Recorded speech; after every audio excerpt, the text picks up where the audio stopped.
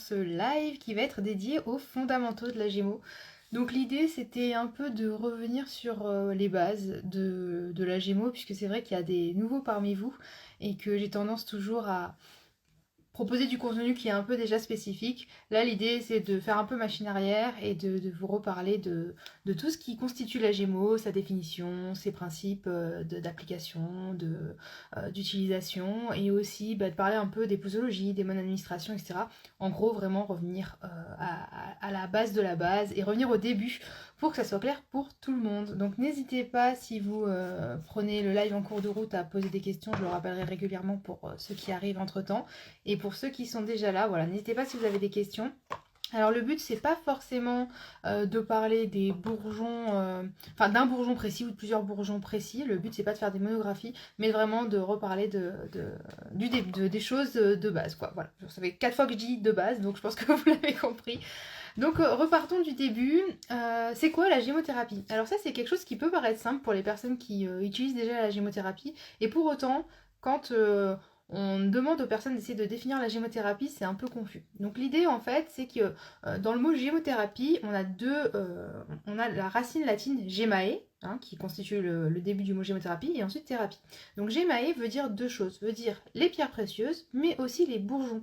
Donc on voit bien déjà la proximité, en tout cas la ressemblance qu'apportaient nos ancêtres à ces deux en fait joyaux. L'un c'est le joyau du règne végétal, l'autre c'est le joyau du règne minéral. Donc vraiment ils avaient compris que les deux se ressemblaient beaucoup, c'est juste qu'ils appartenaient pas au même règne, et en fait dans les deux on allait retrouver la quintessence de chaque règne. Donc ça c'est déjà chouette, et d'autant plus qu'il y a beaucoup de personnes qui confondent gémothérapie et lithothérapie. Donc la lithothérapie, c'est l'utilisation des minéraux pour leurs vertus psychoémotionnelles, thérapeutiques, etc. Et donc du coup c'est pour ça en fait qu'il y a souvent des personnes qui font la confusion, puisque c'est vrai que dans gémothérapie on entend gemme, et gemme ça peut faire penser à une pierre précieuse. Donc là en gémothérapie on est sur des bourgeons, des jeunes pousses ou des radicelles, et on est exclusivement dans une utilisation de cette partie, de ce tissu embryonnaire de la plante, mais des arbres et des arbustes. On ne va pas utiliser par exemple, je sais pas moi, un bourgeon de rose, un bourgeon de pissenlit, etc. On va utiliser des bourgeons, des jeunes pousses d'olivier, de hêtre, de peuplier, de frêne, etc. Donc ça déjà, j'espère que ça clarifie un peu les choses pour tout le monde, puisque c'est vrai que c'est pas forcément évident de cerner en fait les contours de la gémothérapie.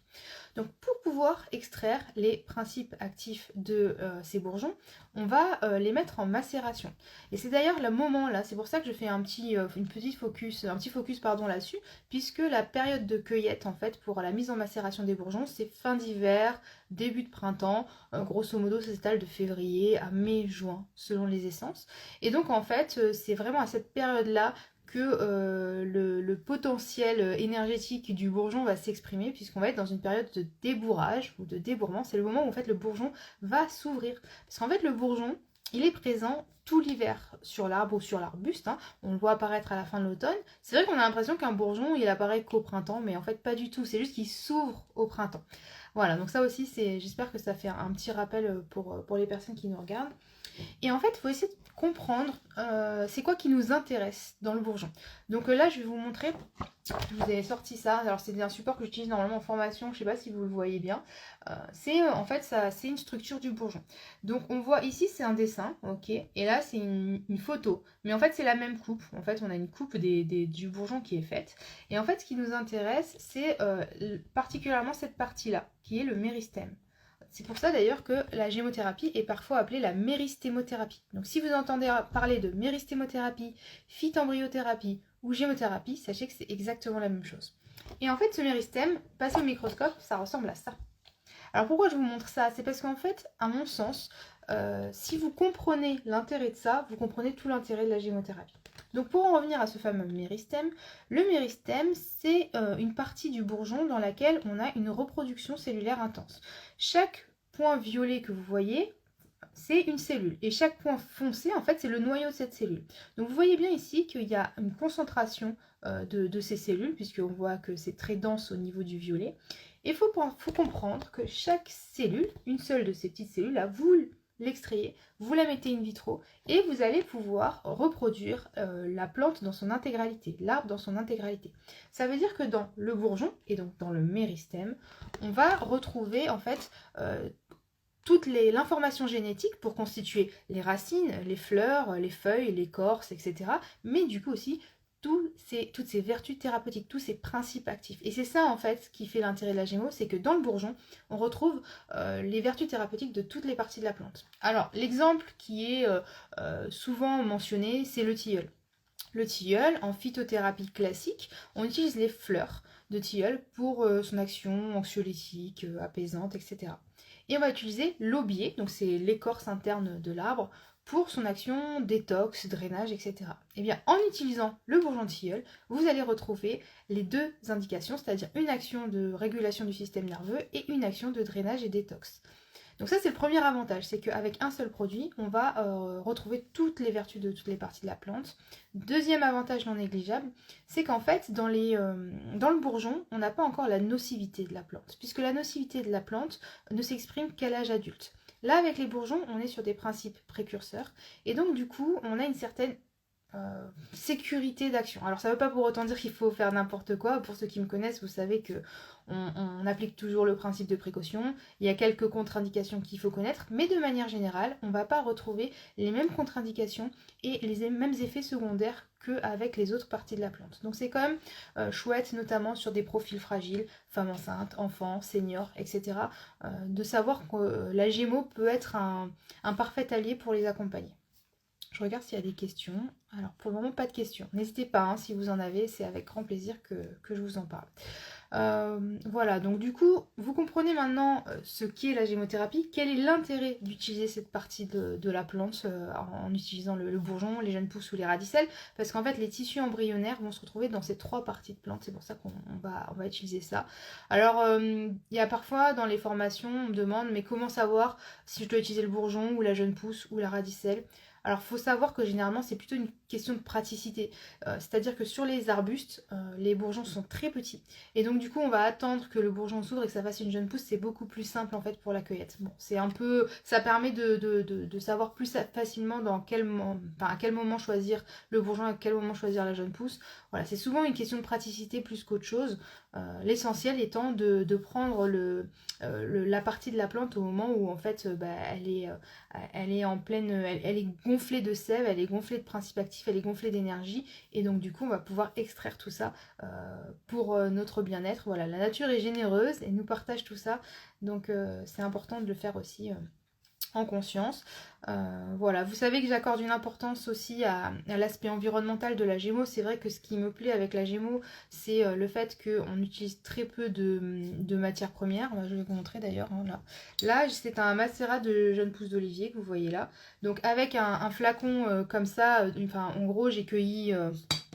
une poignée de jeunes pousses d'olivier, on va pouvoir faire des flacons qui font à peu près cette taille-là, 4 ou 5 flacons qui font cette taille-là.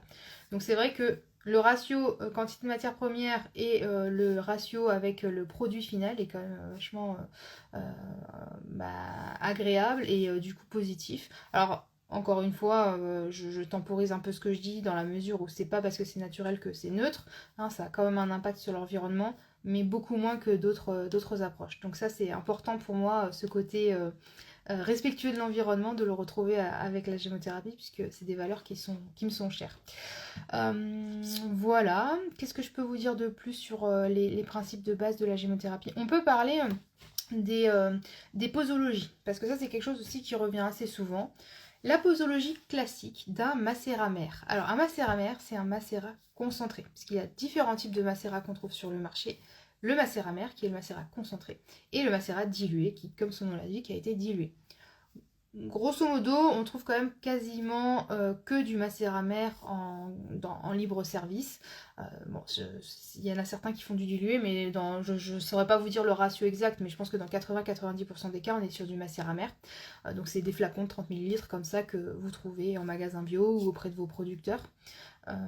Du coup, avec ce macérat mère qui est concentré, la posologie est de 5 à 15 gouttes par jour. On recommande de scinder ses prises, c'est-à-dire que si on a 15 gouttes par jour, c'est bien si on fait 5 le matin, 5 le midi, 5 le soir. Le fait de scinder sa prise, ça permet de répéter l'information au long de la journée et c'est chouette d'avoir cette répétition, ne serait-ce que vibratoire, pour que le corps en fait prenne note de ce qu'il a à mettre en place. Alors ces posologies-là, c'est des posologies pour adultes. On a des posologies qui vont être légèrement différentes pour les enfants. Jusqu'à 3 ans, on est à une goutte par jour. Entre 3 et 12 ans, on est à une goutte par année d'âge. Donc vous avez un enfant qui a 4 ans, ça va être 4 gouttes par jour. Pour les femmes enceintes, on est entre 5 et 8 gouttes par jour. Ça dépend de ce qu'on souhaite, comment on souhaite l'accompagner. Voilà. Pour les animaux aussi, puisque la Gémeaux peut très bien se donner aux animaux, hein, ils sont super réceptifs. En gros, on va dire que c'est pareil, on va faire une goutte pour 10 kg de poids. Donc un chien qui fait 30 kg, ça va être 3 gouttes. Un chien qui fait moins de 10 kg, ça va être une goutte par jour. Là, on est sur des posologies, tout ce que je viens de vous évoquer, sur des posologies pour faire des cures d'entretien, pour travailler sur le terrain, sur la chronicité. La gémothérapie, même si elle est particulièrement connue pour ça, parce que c'est là que réside sa force, elle peut très bien être utilisée dans la phase aiguë. Et dans ces cas-là, en fait, quand on est en phase aiguë, on peut augmenter les doses, en fait, ponctuellement, de l'ordre de quelques jours, le temps que les symptômes s'amenuisent. Et dans ces cas-là, on peut doubler, voire tripler la dose. Alors, je vous invite quand même à vous faire accompagner si vous voulez augmenter les doses, pour pas faire n'importe quoi, n'importe comment. Mais en tout cas, c'est possible. Faut le savoir, la gémothérapie est super aussi, vraiment, quand on est dans la phase aiguë. Et on peut la prendre de manière ponctuelle, puisque c'est vrai que traditionnellement, on recommande toujours de faire une cure de 3 semaines, avec une pause d'1 semaine. On recommence 3 semaines, on fait une pause d'1 semaine, et on peut faire ça pendant 3 mois. Pour autant, je vous donne un exemple, vous vous réveillez un matin, vous avez le nez un peu bouché, ou vous avez mal à la tête, vous n'allez pas rentrer dans une cure pendant 3 mois, ou même 1 mois. Vous prendrez votre Gémeaux ponctuellement pendant quelques jours, le temps de vous sentir mieux. Après, c'est sûr que ça peut peut-être laisser présupposer qu'il y aurait un travail de fond à faire. Mais si vous êtes déjà en train de faire un travail d'autre part, sur même autre chose, du coup vous le prenez que ponctuellement et ça fonctionne très bien. Voilà, qu'est-ce que je peux vous dire de plus? Oui, alors la Gémeaux, je vous l'ai dit, se prend plutôt en dehors des repas. On peut la prendre pure, donc directement sous la langue, quelques gouttes, ou alors dans un verre d'eau, on dilue dans un verre d'eau. Moi j'ai pas de... Il y a certaines personnes qui vont être puristes et qui vont dire que c'est uniquement directement sous la langue. Moi, je pense qu'il faut aller au plus simple pour vous. On s'adapte toujours à vous. Si le goût est désagréable, pur, et que vous préférez le prendre avec un petit verre d'eau, c'est ok. Ça fonctionne très bien comme ça aussi. L'essentiel, c'est vraiment de essayer de faire en sorte de le prendre en dehors des repas. Si vous n'avez pas d'autre choix, bon c'est pas grave, hein, prenez-le au moment du repas, mais c'est vrai que dans l'idéal, il vaut mieux que ça évite la digestion, et donc 15 à 20 minutes avant de manger, c'est bien. Ce que je conseille généralement d'un point de vue pratique, c'est que je dis aux personnes, quand vous commencez à faire à manger, prenez votre Gémeaux, comme ça le temps de faire votre repas, de préparer votre repas, vous passez à table et le temps c'est à peu près écoulé. Donc, en dehors des repas, dans un verre d'eau ou directement sous la langue. Et surtout, quelque chose que je vous invite à faire, c'est de ne pas dépasser 3 macérats par jour, 3 unitaires par jour. Parce que c'est vrai que quand on découvre la gémothérapie, on se dit oh là là, mais je pourrais tous les prendre ou presque. Et on a un peu envie d'en prendre 5, 6, 7. Ça fait beaucoup trop d'informations. Donc essayez de réduire. Faites un entonnoir et essayez de voir ce que vous souhaitez prioriser.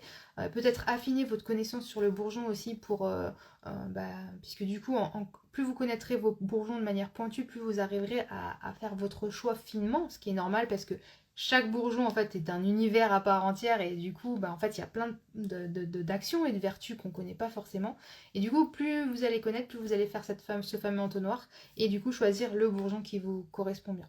Et donc du coup ne dépassez pas 3 unitaires par jour ou 2 synergies, ou qu'on appelle aussi des complexes. Les synergies, c'est des flacons dans lesquels vous allez avoir plusieurs bourgeons qui ont macéré ensemble et qui ont un but commun, je sais pas moi, une synergie digestion, une synergie articulation, etc. Et ça, on va pas dépasser 2 par jour. Donc soit 3 unitaires, donc 3 unitaires c'est des bourgeons dans lesquels il y a qu'un seul bourgeon, enfin des flacons pardon dans lesquels il n'y a qu'un seul bourgeon, soit 2 synergies maximum, je pense qu'on est déjà bien.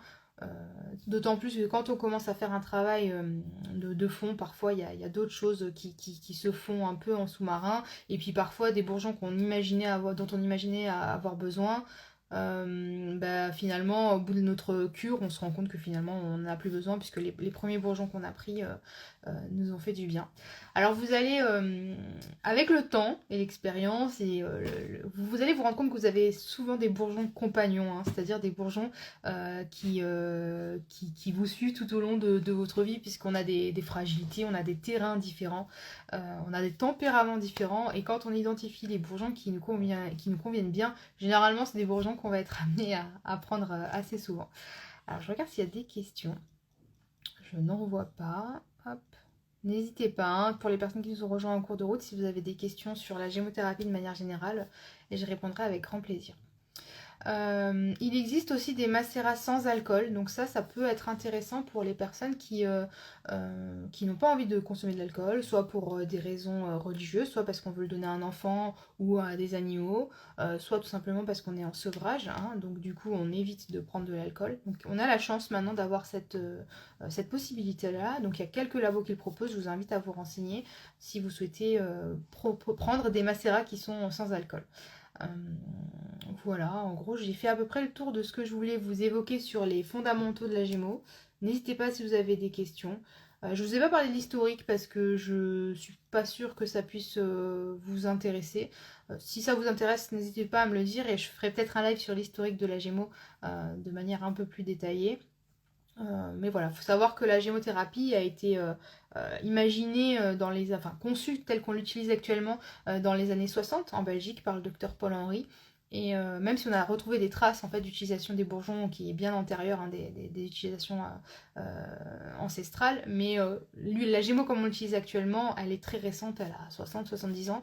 Et du coup, on découvre encore plein de choses. Et d'ailleurs, notamment, on touche du doigt une approche un peu plus subtile de la gémothérapie que j'affectionne particulièrement. Pour ceux qui suivent un peu ce que je fais, vous le savez bien. Voilà, travailler sur l'approche psychomotionnelle et énergétique avec la gémo, ça fonctionne aussi très bien. Alors du coup, on n'est pas sur les mêmes posologies, etc. Je vous ferai, si ça vous intéresse, un live sur le sujet aussi.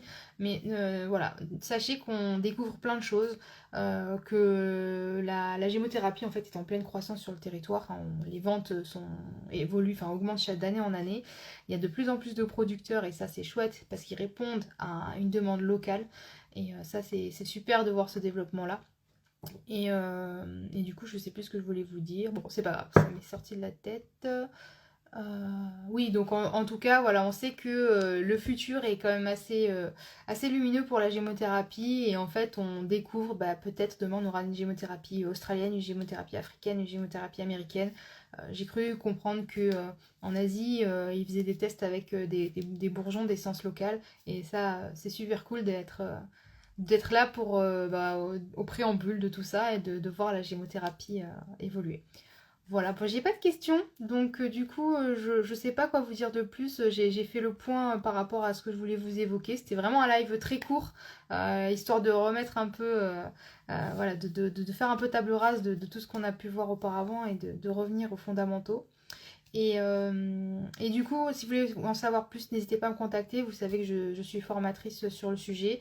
Si les dates que je propose de formation ne vous conviennent pas, il y a de l'e-learning sur la gémothérapie classique, traditionnelle, hein, somatique, mais aussi un e-learning sur justement cette approche plus subtile. Donc voilà, sur le site internet www.formation-gémothérapie.fr, vous aurez toutes les infos, le programme, voilà, les modalités, etc. Voilà, écoutez, j'espère que ce format live vous a plu. Je vous remercie de votre présence et je vous dis à très bientôt.